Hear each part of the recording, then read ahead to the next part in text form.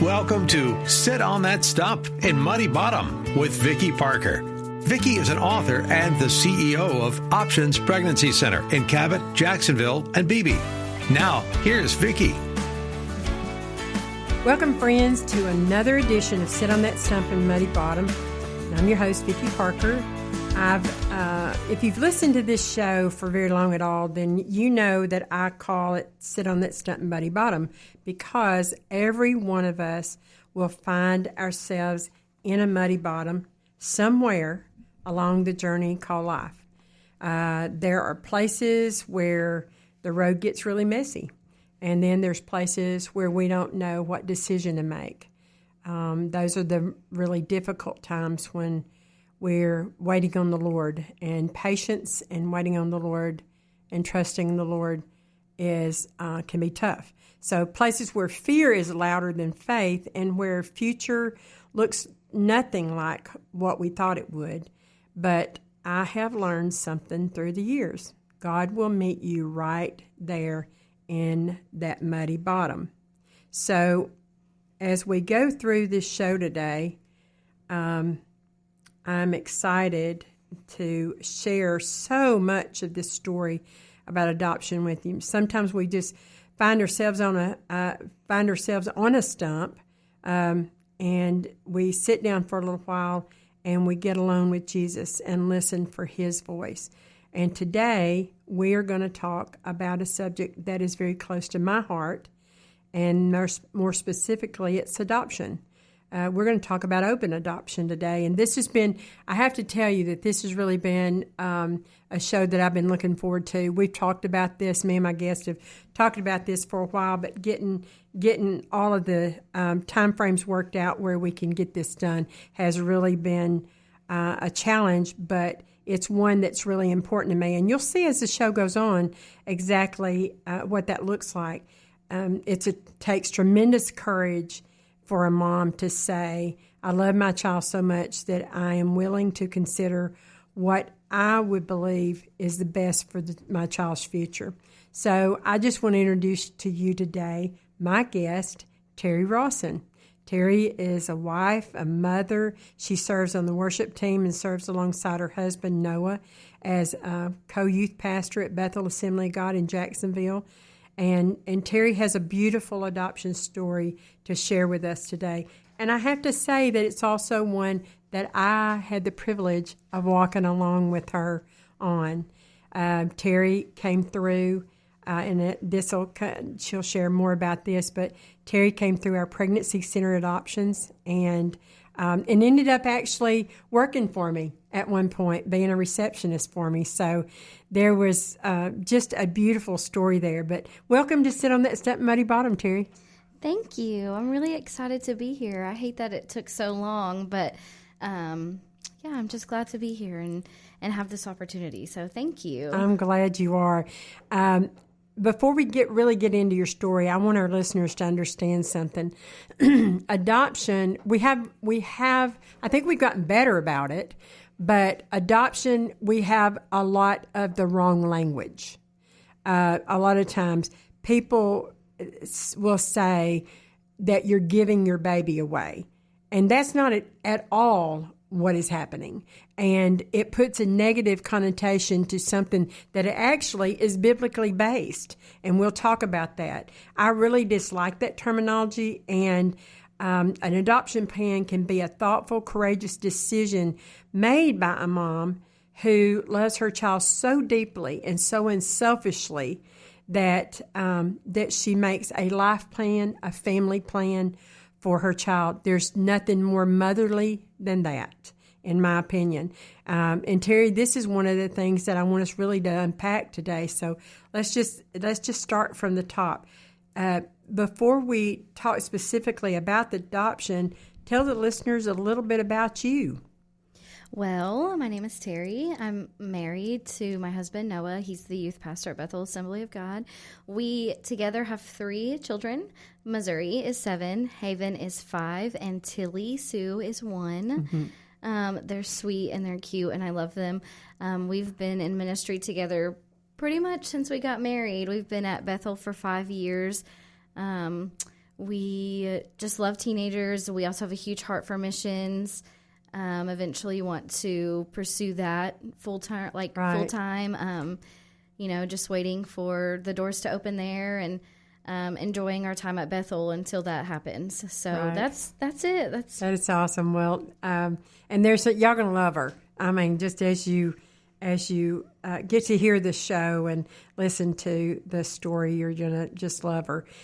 When you look back over your life now, can you see places where God was preparing you for things that you couldn't possibly have understood at the time? Yes, I can, for sure. It's been hard. And, when you're in the moment, it really is hard to see past certain things. But I have learned so much. And, I have a very large heart for the pregnancy center and for at-risk youth. And I think that's what all of that led me to be in a good position to be married to a youth pastor. Yes, I think so, too. And teaching, the practicalities of you might not think something is going to happen to you, and you have to protect yourself and your body and your heart. And the best way to do that is loving Jesus and following his word. And so looking back, it has really shaped who I've become and who I never really thought I was going to be.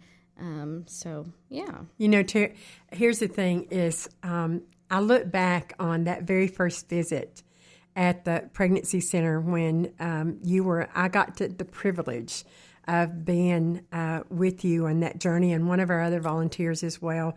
But I got the privilege of being able to walk that journey out with you, and I got the phone call the day you decided to release. I'll never forget that, and we'll unpack that a little bit more. But I just think about how God just providentially played this thing out, and for you to meet Noah, and we'll talk a little bit maybe about how unqualified you may have felt at the time that God would ever allow you to be, because many women feel that way, even if they haven't had an unplanned pregnancy. Yeah. They feel that way, right? Because they feel like, oh, I'm not qualified to do this. I could never. Me to be in ministry, me to be married to a youth pastor, me of all people to do all this. And then God says, oh, yeah, girl, I've been preparing you for a while. Right. And it's just crazy because I still don't feel qualified to do it. I don't think any of us And I do. Definitely don't think that I knew what I was getting myself into when I said yes to Noah Rawson. Right. When I said I do to a lifetime of ministry, I definitely didn't know what I was getting myself into. I don't regret it at all, and I think that it was obviously the right choice. And but I definitely was not prepared and was not qualified, and I'm still not qualified, but I have grace. But aren't you thankful that the Lord sees us differently than how we see ourselves? Yeah. Because if we went by the way we see it, we'd never move off of the stump. Right. We'd still be sitting there. That's true. But it's great because when we do it with the Lord and we just walk it out and go like, are you sure? Why would you ever think that I would be the one to do this or whatever you feel you see yourself walking into? But that's the beauty of grace and mercy. Mm-hmm. That's who he is and how he takes us through. I think it's really important because sometimes we judge a chapter really while we're still living in it. Mm-hmm. And we think that chapter of our life could never be used for anything glorified. But this is what I love. I've seen him do this over the years. In the deepest pits of life, in the deepest places in life, I see him use that person that maybe the religious people would go like, no. Why would they? It's like, well, all of us have sinned and come short of the glory of God. Yeah. Name me one other than Jesus who has not done that. But we know that we do live among very religious people sometimes and so maybe they see it, they forget that they didn't come from this great place either. So we say that, God, where are you and what are you doing? But we haven't got to the end of the story yet. We haven't even got really into the first paragraph honestly, the first chapter. So one of my favorite truths from Scripture comes from Romans 8:28, and we know that for those who love God, all things work together for good, and for those who are called according to His purpose. And it doesn't say everything that happens is good. It just says that God is able to work through all of it. And sometimes the chapter that feels the most uncertain becomes part of the beautiful story that God's writing. So Terri, let's go into your adoption story. Take us back to the beginning, because when you started down this road, you actually kept your daughter with you for 3 months, didn't you? Yeah, so I was 17 right. when I got pregnant. My boyfriend at the time was 20. We had not been dating for very long. It was very quick when it all happened. And I remember the first time, when we found out, somebody had asked us if we'd consider it, and I said no. Like, I could never do that.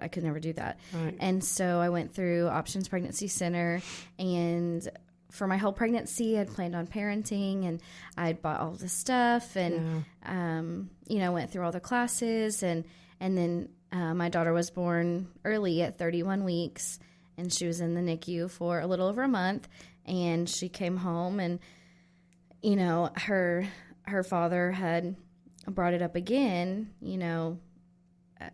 We're kind of in over our head. I was still 17 when she was born. Right.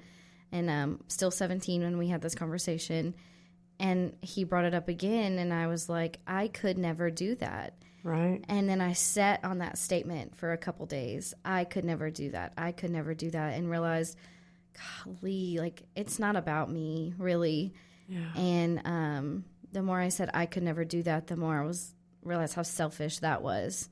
As I was 17, I just graduated high school. I at the time was so overwhelmed with everything going on. I wasn't going to go to college. I was working at CC's Pizza, and right. He was at this point 21, and he was in the Air Force. And anyway, it was just not great. And so then I went back to you, and I was like, I don't know what to do.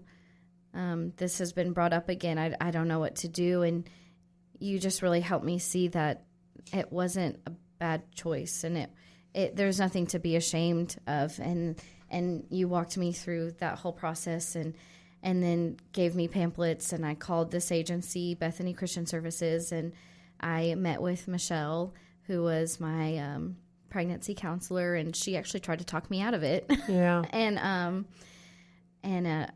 I remember back, I want to go back to just a minute, because the thing that really touched me so, and that I want people to really get a hold of, probably the largest number of adoptions are made on the front end, like at the hospital or right before they go to the hospital. So many, you went through that with your group. So many of those girls, that's what they did. Mm-hmm. They had made that decision by the time the baby was born. So there was this almost like a clean cut, if that's even possible.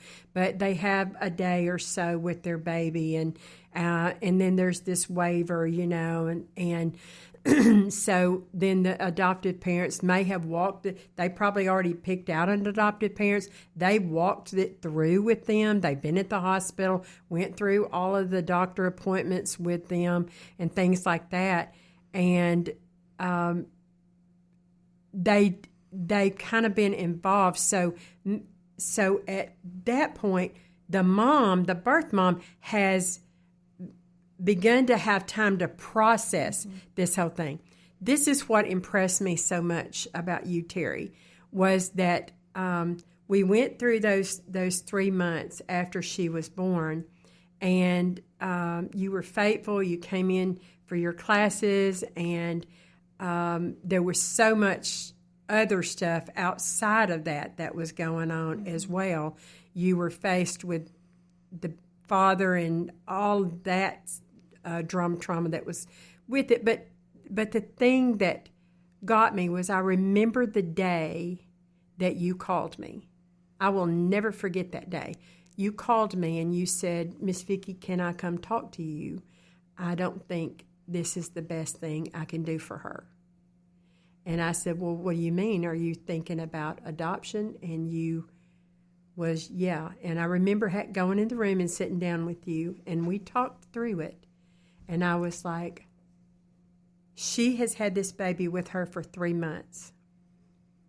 And she is now going to be able to choose a mom and a dad because that's what she wants. Mm-hmm. She wants a mom and a dad for this baby, and she knows that the situation she's in right now that's not going to be possible. Mm-hmm. It's just not going to be possible.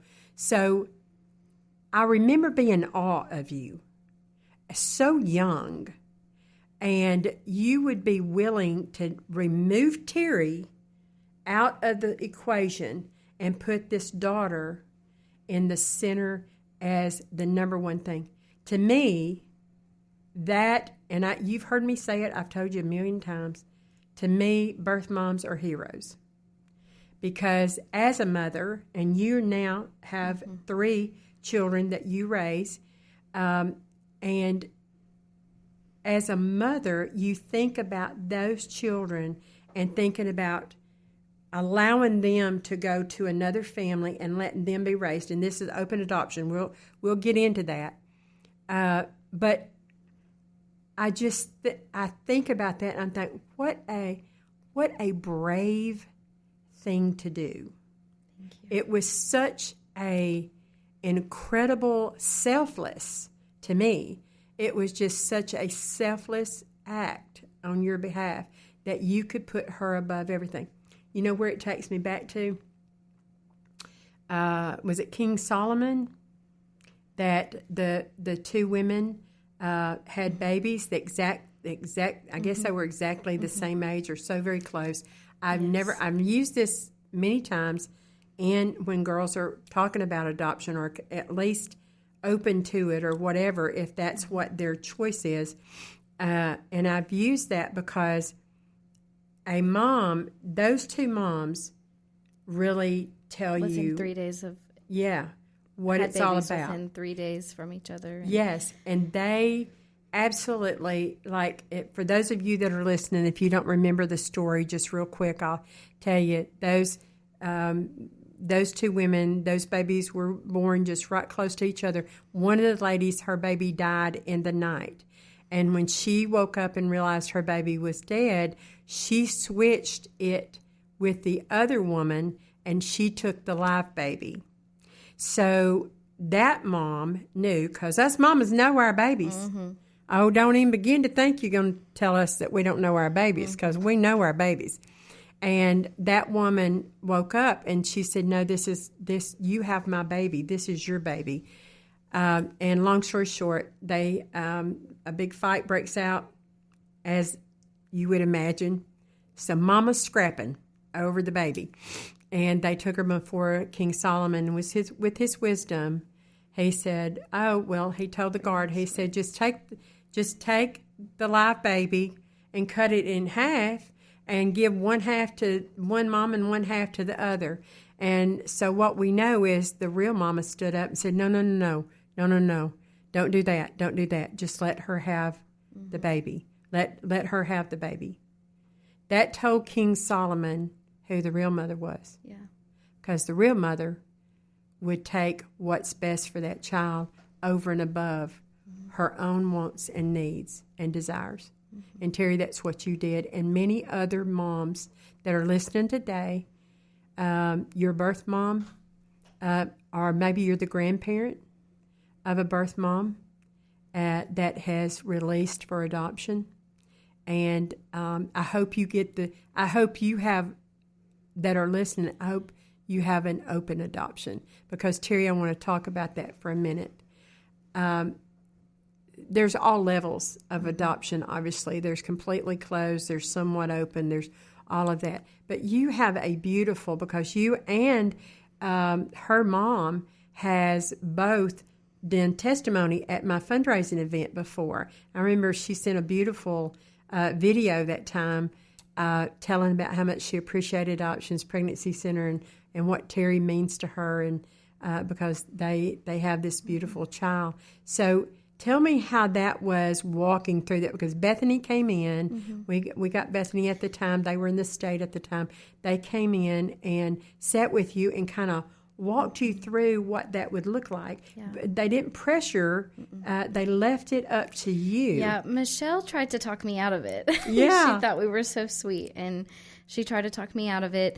And at the time, I went into it wanting a completely closed adoption. I didn't want anything. Right. And she said, she was like, well, if you're, please just consider it. And if you at least go into it open, and if you decide afterwards that that's not what you want, right. You can at least go back, you can't go back the other way. You can't go into it closed and then change your mind that you want it open. Right. But you can go into it open and then decide that you want it closed. So I did that. We went into it open. And I'm trying to remember. I'm kind of terrible because I really have blocked a lot of, I think, trauma blocked a lot of this out. There's not a lot that I feel like I remember from that time. But for the first... Because it's not an easy choice. No. And that, and this is, we tell our young women at the pregnancy center, as I told you, you got 3 choices, but there's only 3. Yeah. And one of them ends the life of that baby. And there's no going back on that. There's no if, and, or but about it. You don't get to go back. Yeah. You don't get to look and see them grow up. You don't get to go see them in the first grade. You don't get to see them graduate. You don't get to do anything. The other one is adoption, of course, which means that you can, if you choose to be, part of that child's life in some form or fashion throughout that. And then, of course, then there's parenting, whether it be single or with the biological father, or with a father that God brings, whichever. But all 3 ways, they have a level of pain. One is forever. It's not. There's no going back. Adoption has pain with it. So when you talk about trauma, it is. You're still. It's not like you are. You're like, I'm just handing it over and it's no big deal. It is a big deal. And so God comes in sometimes and he protects us, and so it is traumatic to make that decision, especially at such a young age. Yeah, I feel like you remember more of it than I do at this point. But yeah, so I just said, I guess I'll go into it open. For the first 2 years, we got monthly updates to an email. And then for the 3rd year, it was quarterly updates through an email. And then after that, we just reassessed. And I remember, I think it was like around year 1.5 that I was really just struggling. And it was 2. It was when the transition from monthly to quarterly happened. I just really struggled, and I found myself like just kind of sitting and staring, waiting for an email to come. Right. And so I just had to.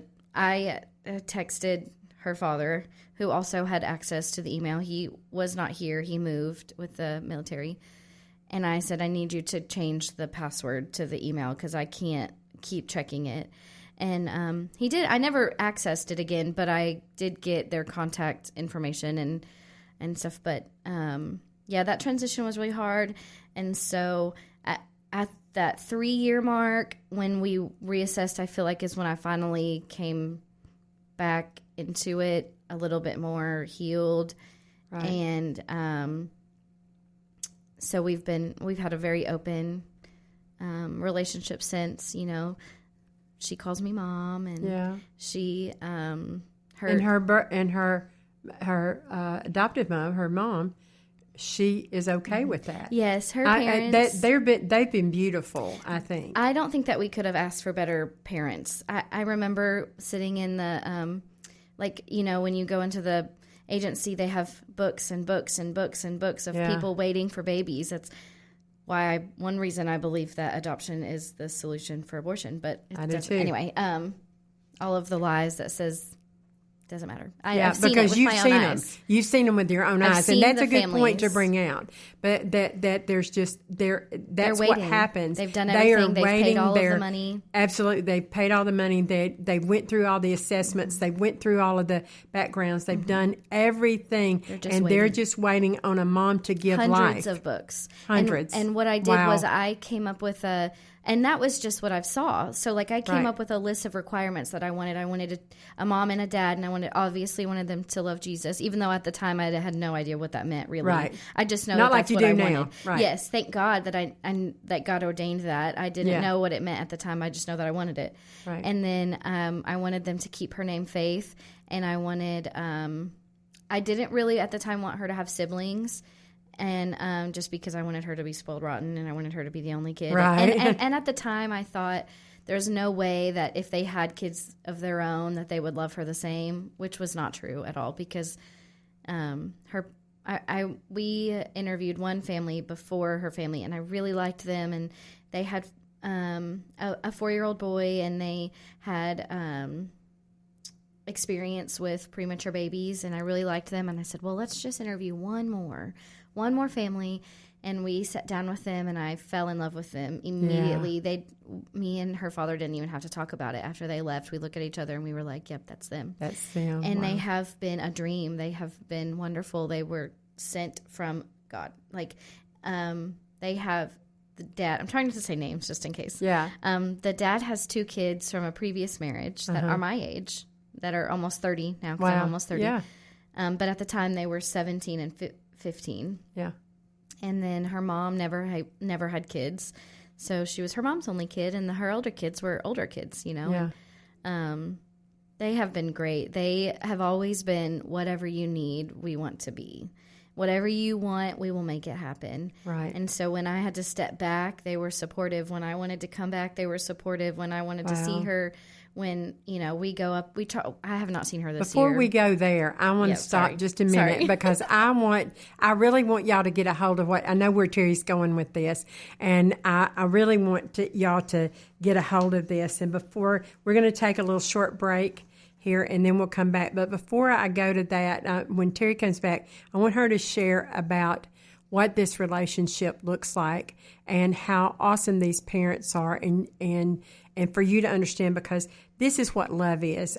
John 15:13 says, greater love has no one than this, that someone lay down his life for his friends. So now adoption circumstances are all different, but the principle of sacrificial love is powerful. So that's something that is so incredibly woven in Terry's story. So, but in the meantime, though, I want to just take a break, and we'll come back in just a minute and finish the rest of the story. Did you take the first abortion pill and now you're filled with regret? If you're wondering, can I change my mind? The answer may be yes. You're not alone. Thousands of women have made the same call, and through abortion pill reversal, more than 7,000 babies nationwide have been saved. Time is important, so don't wait.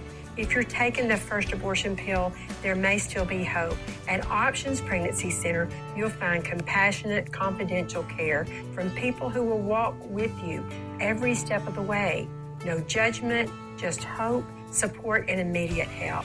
It doesn't have to be too late. So call 501-941-8703 right now. That's 501-941-8703. Hope is waiting. Your story isn't over. One phone call could change everything. Have you ever found yourself stuck deep in the muddy bottom of life, wondering how you'll ever climb out? Well, I've been there, broken, buried, convinced it was over. But friend, that muddy bottom, it's not the end of your story. It's where God begins His. I'm Vicki Parker, author of Sit on That Stump and Muddy Bottom. This book is my journey through loss, pain, and redemption, and how God took what looked like tragedy and turned it into His greatest victory. In these pages, you'll discover how to dig yourself out of life's deepest pits and find the diamonds God has hidden in your process. So pull up a stump, take a deep breath, and let's walk this muddy bottom together, because sometimes the place that feels like your breaking point is really where your breakthrough begins. Sit on That Stump in Muddy Bottom, available now on Amazon. And don't forget to join me on the podcast as we keep digging for the diamonds together. Okay, welcome back. I want Terri to finish. Right before the break, Terri was about to share with you about how awesome these parents were, because God made it very clear to her and the father that this was to be their daughter's parents and to raise them. And I know a lot about the story. I know a lot about the journey since then and how open this adoption is. I just love it. I love it. And Terri, I noticed that also in talking with people about adoption, grandparents as well as the parents, they get nervous about, and the adoptive parents. The adoptive parents are kind of, they go like, well, I'm afraid she's going to come back and want that baby back. They're always afraid of that. But I see it differently. What I've experienced and seen, not to say that it's never happened, but I think the more open that adoption is, the more solid that adoption is. Because I feel like that the adoptive mom is still got her contact with her child, and she's seeing that child grow and thrive and be in a great family. And then the child itself and the adoptive parents, they are looking at that and they are not walking in fear. There's people that I've heard them say, even when their child is 17, they're still afraid that adoptive parent's going to come back. And I'm like, good grief, that child's fixing to be 18 years old. Don't worry about it. They're going to go looking for her at some point. So yeah, I do think that an open adoption takes away the curiosity. Yes. And the sometimes it can feel unresolved. And I think it can kind of take away that feeling because, on my end, I'm never going to wonder if she's okay, if she has a good life, where she is. Mm-hmm. I'm never going to have to wonder that. Or what she looks like at age 10 or 14 or 17. Right. Or, when she gets married, when she graduates school. Exactly. I'm never going to wonder that. And she, on the flip side, is never going to wonder anything about me. Right. Or if she has siblings out there or anything like that. On my side, I'm not sure about her father's side. But on my side, she's never going to wonder.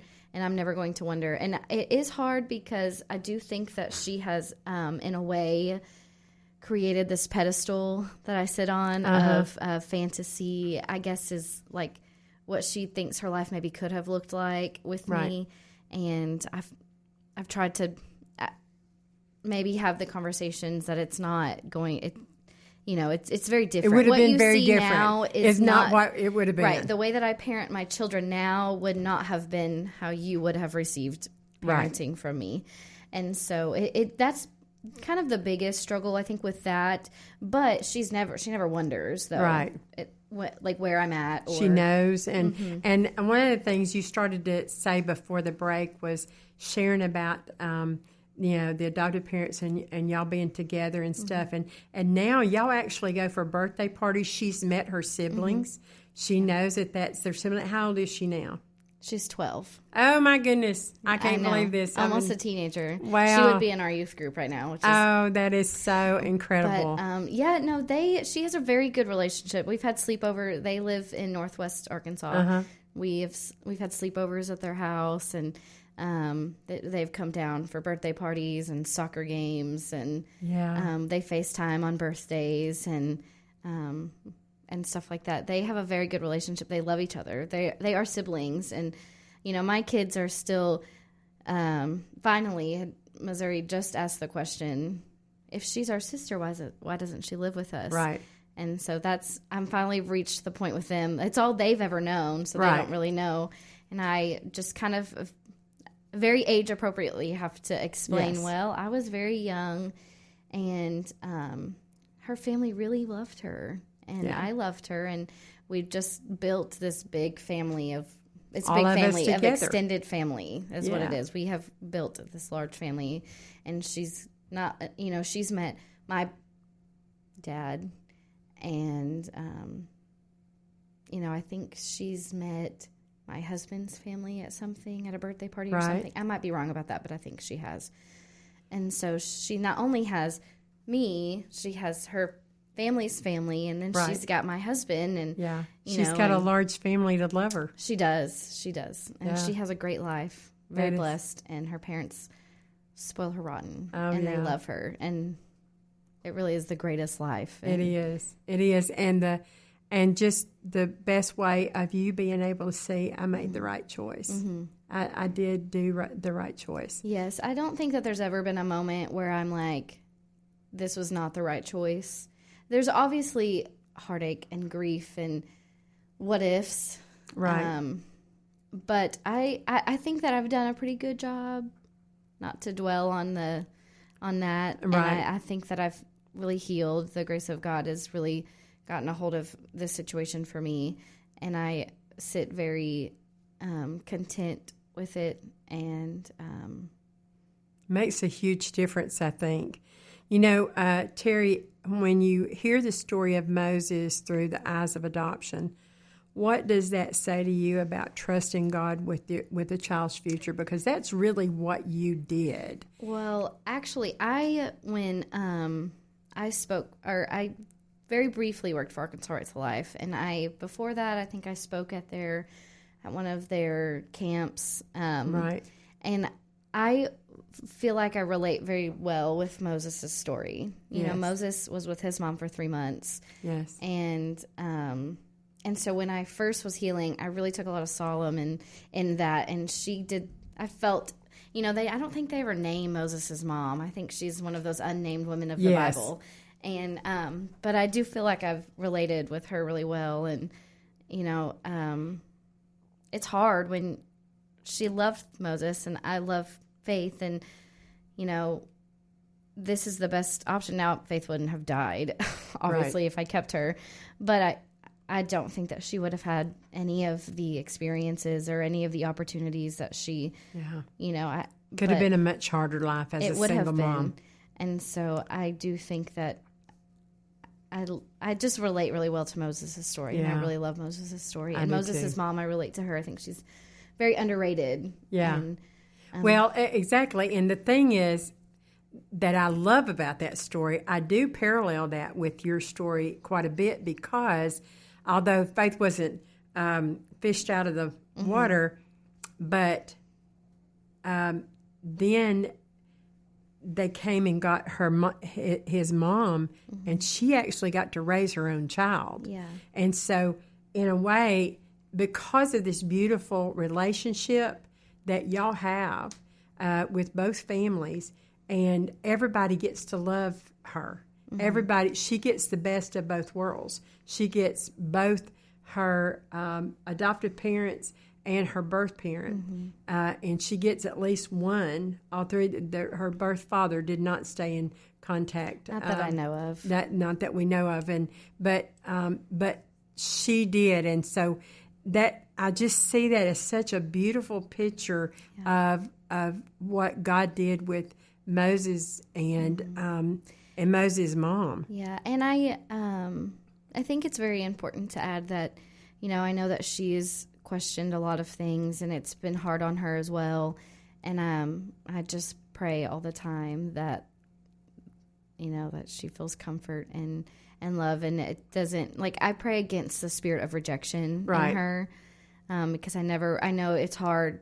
I can imagine anyway that it's hard for her to watch me parent my other children, when she did not get that. And so I just really pray against the spirit of rejection that hovers over her. Well, because and the other part of that I feel like that God will use so beautifully is because you are in her life. I think if not all adoptive children feel that.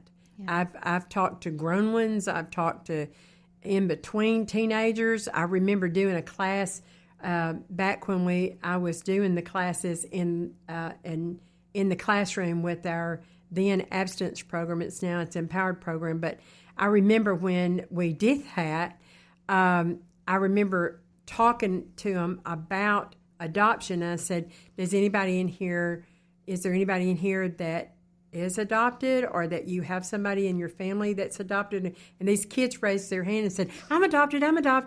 And I said, you are? Wow. And they said, yeah, we got chosen. They got stuck. And I'll never forget that. Those kids were, I thought, what a healthy, beautiful view that they have. So the beauty of y'all being able to do life together, even at a distance, and being able to reach out. She doesn't ever have to wonder where she came from or the circumstances, or was it that she wasn't wanted? No, it was that you were wanted, but I wanted more for you than I could give you. And that was important. And so I look at that and I see that even though she has, she probably are going to have questions. I mean, I think that's just normal, that they're going to have questions about that.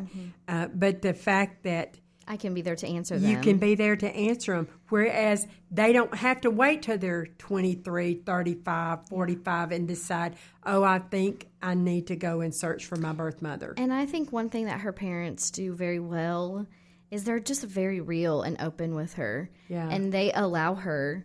They are not threatened by her feelings. They are not threatened by her wanting to call me mom. They're not threatened by it at all. They've really just created such a safe space for her to have feelings and for her to have questions and to have doubts and to sometimes feel rejection without telling her that it's not okay to feel that way and that she's not, I'm not saying that you can't reason with a 12-year-old.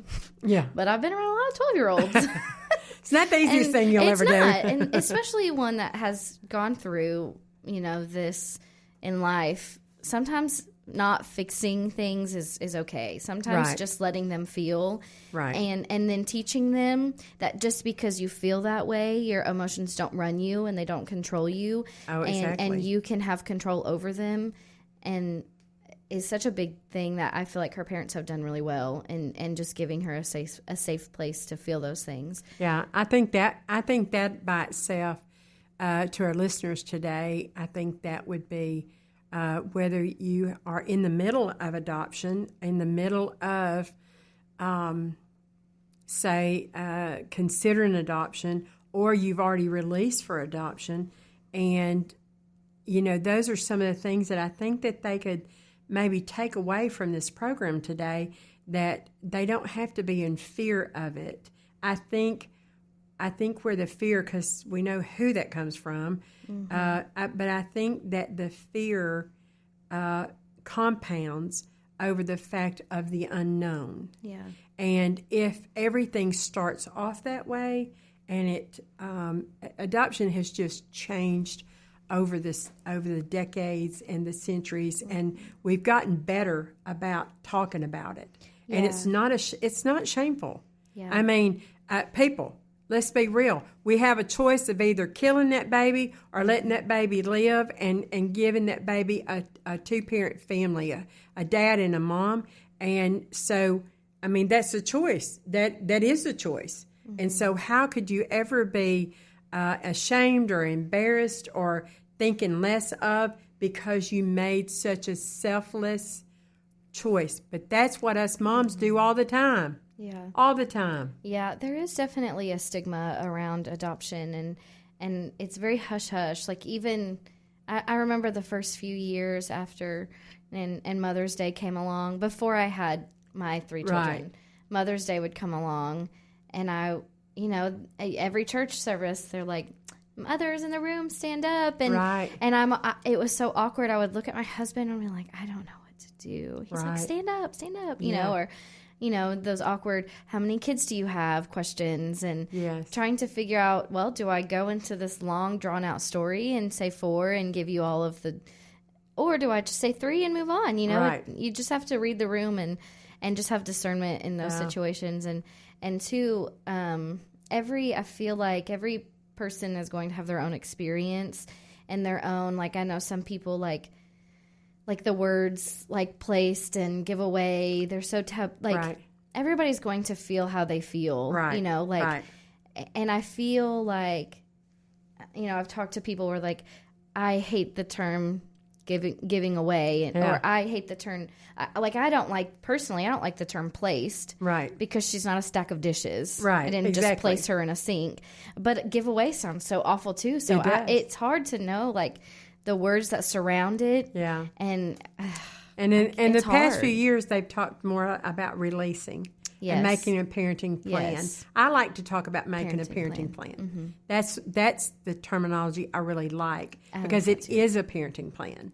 And there's not a birth mother that ever releases for adoption that she is not making a parenting plan. It is the ultimate parenting plan because with the 3 children that you've got now that you're raising, you're making parenting plans all day long, every day, all day. Future plans, the whole thing. And you just did it with faith. We did it with one go to pick a parent, pick the, and that's a beautiful thing that you also brought up earlier was you thought out what all y'all wanted her to, the environment you wanted her to be in, the life she wanted to be in. And those are just such powerful, powerful things. You know, when I look at this and I think when she's 25 or she's getting ready to get married or she's going to college or whatever she chooses to do in her life, the thing is she has her mom up there and her dad that can guide her and direct her. Other siblings up there that are older that can guide and direct her. But she also has this whole other family with her birth mom that she also gets to include. So when she walks down the aisle that day, she don't have to wonder, well, wish my birth mom was here. I wish, that kind of thing. And as she goes through having children someday and all of those things, she gets to share all that with everybody. Yeah, it's not just one. And I've met a lot of birth moms throughout the years through support groups and just kind of casually running into them. It's crazy how many birth moms there are out there. You just don't know.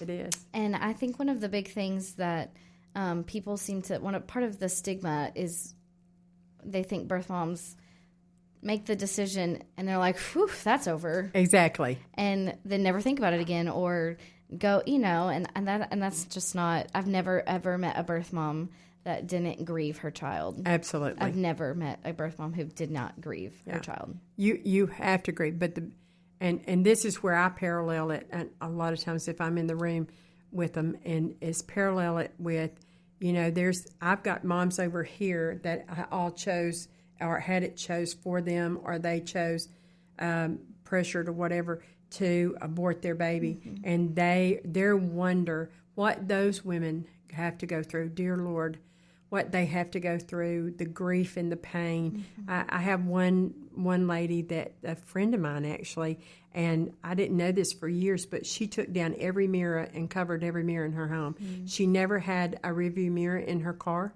She always took it down out of every car she owned because she couldn't stand to look at herself because of what choice she had made.